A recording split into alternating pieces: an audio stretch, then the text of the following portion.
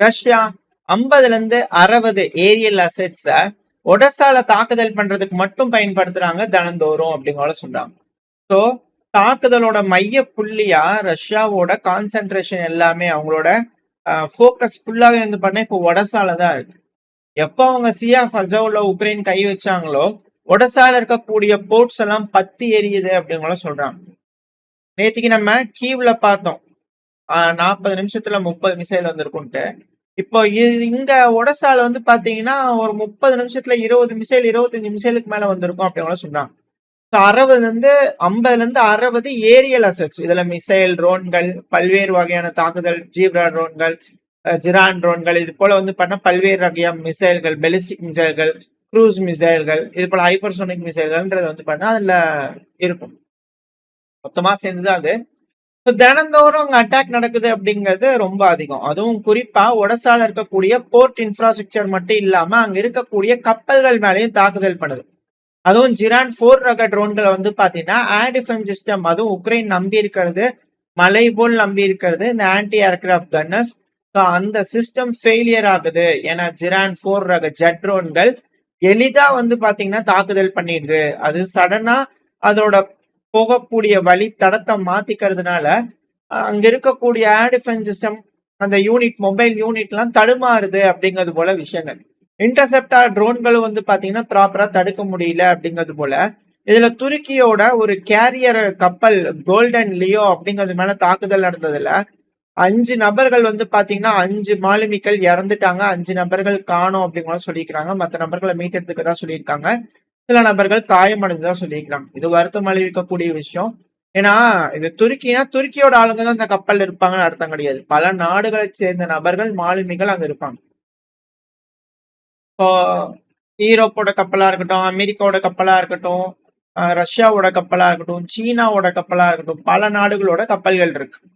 அந்த கப்பல்கள்லாம் மாலுமிக்களை வந்து பாத்தீங்கன்னா எடுப்பாங்க. மாலுமிக்கள் வந்து பாத்தீங்கன்னா இந்த கான்ட்ராக்டின் அடிப்படையில அந்த கம்பெனிக்கு கீழே வந்து பாத்தீங்கன்னா எந்தெந்த கப்பல் இருக்கோ அங்க போய் வேலை செய்வாங்க கான்ட்ராக்ட் அடிப்படையில. இப்ப அதுல வந்து பாத்தீங்கன்னா பல நாடுகளோட நபர்கள் அங்க இருப்பாங்க. இப்ப இதுல எந்தெந்த நாடுகள் பாதிப்படையுது அப்படின்னா, வர்த்தகம் அப்படிங்கிறதுல கை வச்சாலே உலகம் முழுவதும் பாதிப்படையும். இதுல மாலுமிக்கள் அதிகப்படியா பாதிப்படைஞ்சிட்டு இருக்காங்க. ஏன்னா இந்த செங்கடலா இருக்கட்டும், கருங்கடலா இருக்கட்டும், இல்ல பெர்ஷியன் கல்ஃபா இருக்கட்டும், ஈரான் அட்டாக் பண்றாங்க இல்லையா, பல நாடுகளோட மாலுமிக்கள் இருப்பாங்க.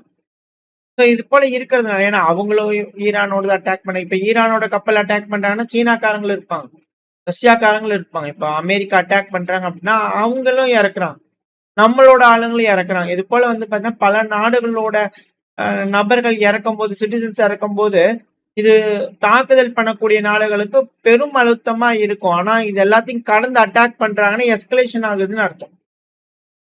சொல்றதுக்கான காரணமே அதுதான், எஸ்கலேஷன் அதிகரிக்குது. இதுக்கு முன்னாடி எல்லாம் வந்து பாத்தீங்கன்னா டவர்ஸ் அடிக்க மாட்டாங்க. அந்த கப்பல் இருக்குன்னா கப்பல்ல ஏதோ ஒரு இடத்துல தாக்குதல் பண்ணிட்டு இருந்தாங்க. அங்க இருக்கக்கூடிய மாலுமிக்கள் தப்பிக்கணும் அப்படிங்கிறதுக்காக மாலுமிக்கள் மேல அந்த டவர், அந்த ஓட்டக்கூடிய இது இருக்கும் இல்லையா, மேல வந்து ஹைட்டா ஒண்ணு கட்டி வச்சிருப்பாங்க, அதான் கண்ட்ரோல் டவர்னு சொல்லுவாங்க. ஸோ அந்த டவர் மேல அடிக்க மாட்டாங்க. ஆனா இப்பெல்லாம் டவர் மேலேயே அடிக்கிறாங்க. அப்படிங்கும்போது வேணும்னே அங்க இருக்கக்கூடிய நபர்கள் தாக்கப்படணும் அப்படிங்கிறதுக்காகவே அட்டாக் பண்றாங்களா அப்படின்ற கேள்விகள் வருது. சரி, ஓகே, ஒடசால ஹெவியான அட்டாக் நடக்குது. அட் த சேம் டைம் கீவ்லயும் அட்டாக், மேசிவான ஒரு பரிவர்த்தனை, இந்த லஜிஸ்டிக் சென்டர்னு சொல்லுவாங்க இல்லையா, போக்குவரத்து. இப்போ எப்படி சொல்லலாம்னா, நீங்க கோயம்புத்தூர்ல இருந்து சென்னைக்கு அனுப்புறீங்கன்னா நடுவுல ஈரோடுல ஒரு சென்டர் இருக்கும், சும்மா சொல்ல வரேன். சேலம்ல ஒண்ணு இருக்கும். அது போல ஒரு ஒரு இடத்துலயும் இருக்கும் இல்லையா. அதனால லஜிஸ்டிக் சென்டர் அந்த இடத்துல எல்லாம் கொண்டு வந்து வச்சிருப்பாங்க. கொரியர் அனுப்புறாங்க பண்றாங்க அப்படின்னா மாறி மாறி அவங்க ஒரு ஒரு கம்பெனி ஒரு ஒரு இடத்துல கட்டி வச்சிருப்பாங்க.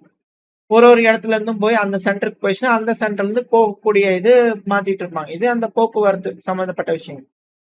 அந்த சென்டர் மேல அட்டாக் நடந்திருக்கு. இதுல 1,00,000 ஸ்கொயர் மீட்டர் கிட்ட வந்து பாத்தீங்கன்னா கருகி சாம்பலா இருக்கு அப்படிங்கிற விஷயம். இது ஒரு மெயின் டிஸ்ட்ரிபியூஷன் சென்டர். எப்படி மாஸ்கோல அட்டாக் நடந்தோ அதே போல உக்ரைன்ல இது ஒரு மெயின் டிஸ்ட்ரிபியூஷன் சென்டர். இங்க வந்து ரஷ்யா என்ன சொல்றாங்கன்னா ட்ரோன் காம்போனன்ட் இருந்திருக்கும், அதனால இப்படி ஆயிருக்கு, நாங்க அடிச்சிட்டோம் அப்படிங்கிற அவங்க தரப்பு சொல்றாங்க. இது சிவிலியன் பயன்படுத்தக்கூடியதுங்க அப்படிங்கிற உக்ரைன் சொல்றாங்க. அது ஒரு நாடு அப்படின்னு இருக்குன்னா, இப்ப அமேசான் இருக்குன்னு வச்சுக்கோங்களேன். இப்ப அமேசான்ல எல்லாரும் ஆர்டர் பண்ணி வாங்கியிருப்பாங்க. இப்ப அது டெலிவரிக்காக வெயிட் பண்ணிட்டு இருக்கும்போது அந்த வேர் ஹவுஸ் அடிச்சுட்டாங்கன்னு வச்சுக்கோங்களேன். இப்ப அதுல செல்லர் ஒரு இடத்துல இருந்து ஒரு நபர் வந்து அதை வித்திருக்காருன்னா அந்த பொருள் அங்க போயிருக்கும், அவர்கிட்ட இருந்து போயிருக்கும், அது போச்சு. இப்போ ஒரு நபர் காசு கொடுத்து அதை வாங்கியிருப்பாங்க, அதுவும் போயிடுச்சு. ஸோ டைரக்டா வந்து பாத்தீங்கன்னா இந்த நாட்டோட எக்கனாமி எந்த அளவுக்கு பாதிப்படையும். இப்போ அந்த கம்பெனி வந்து பாத்தீங்கன்னா திவாலா ஆகிறதுக்கு வாய்ப்பு இருக்கு இல்லையா? ஏகப்பட்ட விஷயங்கள். இது சிவிலியன் இன்ஃப்ராஸ்ட்ரக்சர் அப்படிங்கிறது எவ்வளவு முக்கியன்றது நம்ம ஒன்னு ரெண்டு எக்ஸாம்பிள் சொல்றதுல வந்து இல்ல. அந்த பாதிப்படையக்கூடிய நபர்கள் ரொம்ப அதிகமா இருப்பாங்க. ஸோ இது போல வந்து பாத்தீங்கன்னா இது லாஜிஸ்டிக்கல் சென்டர்ஸ் மேல அட்டாக் நடக்குது. ஹெவியா வந்து பாத்தீங்கன்னா இழப்புகள் ஏற்பட்டுக்கிட்டு இருக்கு. ஸோ அதை வந்து ராணுவத்துக்கும் பயன்படுத்துறாங்கன்னா அப்புறம் சிக்கல் தான். இது போல அட்டாக் நடக்கும், பெரும் சேதம் ஏற்படும். அந்த அரசு தெரிஞ்சுதான் செய்யுது அப்படிங்கிறது போல இருக்கும் ஒரு சைடு. இதுல உக்ரைனோட ஸ்டேட் எமர்ஜென்சி சர்வீஸே வந்து பாத்தீங்கன்னா கன்ஃபார்ம் பண்ணிக்கிறாங்க. புச்சா பகுதியில வந்து பாத்தீங்கன்னா ஒரு வேர் ஹவுஸ்ல அட்டாக் பண்ணிட்டாங்க அப்படிங்கிறது போல. இந்த புச்சர் ஆஃப் புச்சா அப்படிங்கிறவங்களாம் ஒரு பிரபலமா வந்து பண்ண பேசியிருந்தாங்க. இந்த ரஷ்யா உக்ரைன் பிரச்சனை ஆரம்பிக்கும் போது இந்த போலாண்ட்ல எல்லாம் வந்து பாத்தீங்கன்னா நிறைய தகாத வார்த்தைகள்லாம் வந்து பண்ண பேசியிருந்தாங்க. இந்த புச்சால படுகொலை பண்ணிட்டாங்க, இனப்படுகொலை பண்ணிட்டாங்க அப்படிங்கிறது போல. நம்ம சேனல் அந்த டைம் பார்த்தவங்களுக்கு தெரிஞ்சிருக்கும். அந்த டைம்ல வந்து பாத்தீங்கன்னா ஒரு ஒரு இறந்த நபர்கள்லாம் கொண்டு வந்து பண்ணி அதை செட்டப் பண்ற மாதிரியான காட்சிகள்லாம் உக்ரைனோட மீடியாக்களே வந்து பாத்தீங்கன்னா எடுத்துட்டு இருந்தாங்க. அதாவது அவங்க ரிப்போர்ட்டர்ஸ் ரிப்போர்ட் பண்ணிட்டு இருக்கும்போது பின்னாடி இருக்கக்கூடிய ஆக்டர்ஸ் அதுக்கேற்ற மாதிரி வந்து பாத்தீங்கன்னா எல்லாத்தையும் பண்ணிட்டு இருந்திருக்காங்க. இது போல விஷயங்கள்லாம் அந்த டைம்ல நடந்துச்சு. பட் அதே இடத்துல இப்ப திருப்பி ஃபெசிலிட்டில அட்டாக் நடக்குது. ஏன் அதை திரும்பி நான் ஹைலைட் பண்றேன் இந்த விஷயம்லாம் சொல்றேன்னா, புச்சால அட்டாக் நடக்கும்போது வந்து பாத்தீங்கன்னா அட்டாக் நடந்து முடிஞ்சதுக்கு அப்புறம் அதை சரி செய்யறதுக்காக இன்வெஸ்ட் பண்ணி பல நாடுகள் வந்து பாத்தீங்கன்னா அதுல பண்ணிக்கிறாங்க, மேற்கு நாடு. இப்ப திரும்பவும் அங்க அட்டாக் நடந்திருக்கு. அத ஃபுட்டேஜஸ் வந்து பண்ண கீவ் பப்ளிஷ் பண்றாங்க, உக்ரைன் பப்ளிஷ் பண்றாங்க அப்படின்னா மேற்கு நாடுகள் மேல இருக்கக்கூடிய அந்த ஒரு பாதுகாப்பு வளையம் உக்ரைன்ல இப்ப போயிடுச்சு. அதுதான் இங்க இருக்கக்கூடிய வெளிப்பாடு அப்படிங்கிறாங்க. அடுத்தது கர்கிவ்ல இருக்கக்கூடிய நோவோ போஸ்டா. இந்த நோவோ போஸ்டா அப்படிங்கிறது தெரியும், நம்ம இந்தியா போஸ்ட் மாதிரி உக்ரைன்ல வந்து பாத்தீங்கன்னா அவங்க நாட்டுல இருக்கக்கூடிய போஸ்டல் சர்வீஸ். ஸோ அது மேல வந்து பாத்தீங்கன்னா அட்டாக் பண்ணியிருக்கிறாங்க. கர்கிவோட புறநகரங்கள்ல இருக்கக்கூடிய ஒரு பில்டிங். ஸோ அந்த டெர்மினல்ல வந்து பாத்தீங்கன்னா அட்டாக் நடந்திருக்கு. 3 முறை தாக்குதல் பண்ணியிருக்கிறாங்க பேக் டு பேக் அப்படிங்கிற செய்திகள். அடுத்த ரஷ்யா ஜாப்ரோசிஸ்டால இருக்கக்கூடிய ஒரு ட்ரெயின் மேல வந்து பாத்தீங்கன்னா அட்டாக் பண்ணிக்கிறாங்க. சிவிலியன் ட்ரெயின் அப்படிங்கிற உக்ரைன் சொல்றாங்க. பட் இருந்தாலும் இல்ல, ஜெரான் ட்ரோன்கள் அதை கண்காணிச்சு அதை தெரிஞ்சுக்கிட்டு அதுல ராணுவ பயன்பாடு இருக்கு, ஆயுதங்கள் இருக்கு அப்படிங்கிறது போல தெரிஞ்சுக்கிட்டு அதை அடிச்சுக்கிறாங்க. ஏன்னா ஃப்ரண்ட் லைன் சண்டை பிடிச்சிட்டு இருக்கக்கூடிய பகுதிக்கு பக்கத்துல இருக்கக்கூடிய மிக முக்கியமான ஒரு டவுன். ஸோ அந்த இடத்துல இருந்து வந்து பாத்தீங்கன்னா வீரர்களுக்கு உதவி பொருட்கள் வர்றது அதிகமான வாய்ப்புகள் இருக்கு. ஸோ அதனால அந்த இடத்துல அட்டாக் பண்ணிட்டாங்க அப்படிங்கிற ரஷ்ய தப்புன்னு சொல்றாங்க. உக்ரைன் இல்ல அது வந்து மக்கள் பயன்படுத்தக்கூடியது அப்படிங்கிற சொல்றாங்க. அடுத்த செர்னிகிவ் ஒப்லாஸ்ட்ல இருக்கக்கூடிய எலக்ட்ரிக்கல் சப்ஸ்டேஷன்ஸ் மேல அட்டாக். ஸோ திரும்ப வந்து பாத்தீங்கன்னா பழைய கதை தான், எலக்ட்ரிக்கல் சப்ஸ்டேஷன்ஸ் மேல அட்டாக் திரும்பியும் அதிகரிக்க ஆரம்பிச்சிருக்கு. அடுத்த பால்டோவால இருக்கக்கூடிய ஹைட்ரோ கார்பன் ப்ராசஸிங் சென்டர் மேல வந்து பாத்தீங்கன்னா ஒரு அட்டாக். இதெல்லாம் இம்பார்ட்டன்டான இன்ஃப்ராஸ்ட்ரக்சர்ஸ். அந்த இன்ஃப்ராஸ்ட்ரக்சர் மேல எல்லாத்தையும் வந்து பண்ண அடிக்கிறாங்க. அடுத்த கர்கிவ்ல இன்னொரு கேஸ் ப்ராசஸிங் பிளான்ட் மேல அடிச்சிருக்காங்க. ஸோ எல்லாமே ஜீப்ரா ட்ரோன்கள் எந்த பகுதியை தாக்கணும் அப்படிங்கறது அதுவே வந்து பாத்தீங்கன்னா முடிவெடுத்து மிக முக்கியமான பகுதிகள் எல்லாத்தையும் தாக்கி அழிச்சுக்கிட்டேன். இது போல தாக்குதல் அப்படிங்கிறது உக்ரைனுக்குள்ள நடந்துகிட்டு இருந்தாலும் களம் அப்படிங்கறதுல வந்து பாத்தீங்கன்னா ரஷ்ய வீரர்கள் டின்ப்ரோபெட்ரோவ்ஸ்க் ஒப்லாஸ்ட்ல வெல்னி அப்படிங்கிற ஒரு பகுதியில வந்து பாத்தீங்கன்னா முன்னேறி பிடிச்சிருக்காங்க அப்படிங்கிற செய்திகள் வந்திருக்கு. அதுக்கான வீடியோ பதிவுகள் விட்டுருக்காங்க. கையில வீடியோ பதிவுகளோட இருக்கும், எப்படி போனோம், எப்படி தாக்குதல் நடந்தது, என்ன மாதிரியான ட்ரோன்கள் இருக்கு, நாங்க எப்படி பயன்படுத்தினோம், உக்ரைன் எப்படி கட்டுப்பாட்டுக்குள்ள கொண்டு வந்தோம், இப்ப அந்த பகுதி எப்படி பிடிச்சிருக்கோம் அப்படிங்கிறது போல கொடியேற்றி ஒரு பவர் பேக் பர்ஃபார்மன்ஸோ ஒரு வீடியோ ரிலீஸ் பண்ணாங்க. அது போல பண்ணிக்கிறாங்க. ரஷ்யாவோட ஓஸ்டாக் குரூப் அப்படிங்கிற சொல்லுவாங்க. ஒரு ஒரு பக்கம் ஒரு ஒரு குரூப் இருக்கு. இந்த பகுதியில முன்னேறிட்டு இருக்கிறது ஓஸ்டாக் குரூப். ஸோ அவங்க இந்த வால்னி பகுதியை வந்து பாத்தீங்கன்னா மீட் எடுத்திருக்கிறாங்க. 36வது separate guards motorized rifle brigade அப்படிங்கிற சொல்லுவாங்க. ஸோ இவங்க வந்து பாத்தீங்கன்னா இதை மீட் எடுத்திருக்காங்க ரஷ்யாவோடது அப்படிங்கிறது போல. ரஷ்யா நாங்க எடுத்துட்டோம் அப்படிங்கிறது போல.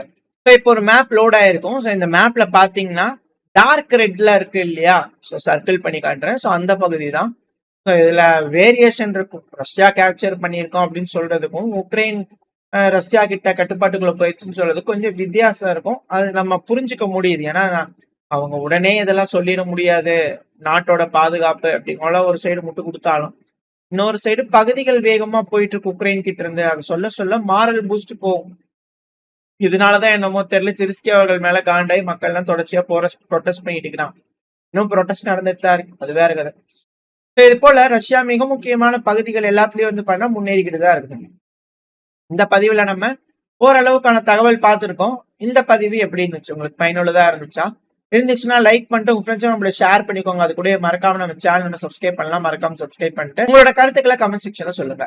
இந்த பதிவு நல்லா இருக்கும்னு நம்பிக்கையில் அடுத்த பதிவில் உங்க சந்திக்கிறேன். Stay safe, by.